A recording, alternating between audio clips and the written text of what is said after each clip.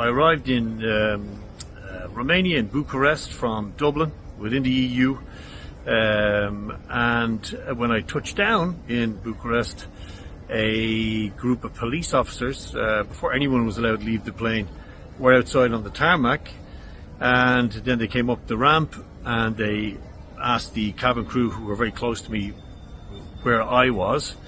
I identified myself, and 3 of these police officers came onto the plane and told me that I had to come with them, that I was being detained.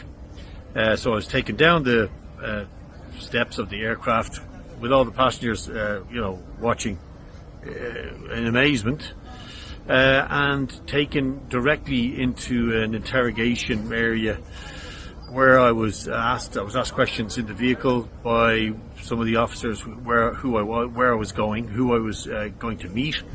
I explained to them I was a journalist. I was there to cover the elections. They wanted to know who I was going to be speaking to, which I declined to tell them. I said I'm here to cover the election, and with that I was brought to a holding area. I was made wait for a period of time, and then I was asked to come into a smaller interrogation room with 2 chairs and a table. I was sat down in the table.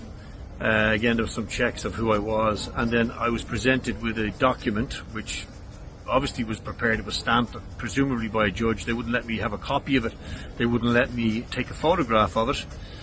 And it said that I was a threat to the security of the state, and on that basis they were deporting me from Romania. Now, I'm an EU citizen, and it's a fundamental breach of my rights, the rights of journalists. I'm a member of the National Union of Journalists also. I'd entered the country completely legally to do my job, and this is really quite shocking. But it isn't that shocking in the context of what's been happening in the European Union on a wider scale, particularly in Romania, and it's something I've been very, very vocal about. Now, I have to say, the police officers themselves, the Romanian people who I met, were absolutely courteous, very kind, and I really find it hard to believe that the ordinary Romanian people had absolutely anything to do with this or would support this, the idea that somebody would come to tell the story of what's happening in the country.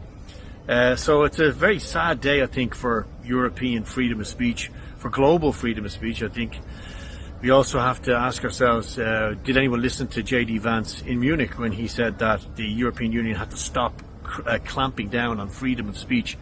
I think it's obvious to me, and actually to some other people who I met through this journey, that this came from Brussels rather than from Bucharest.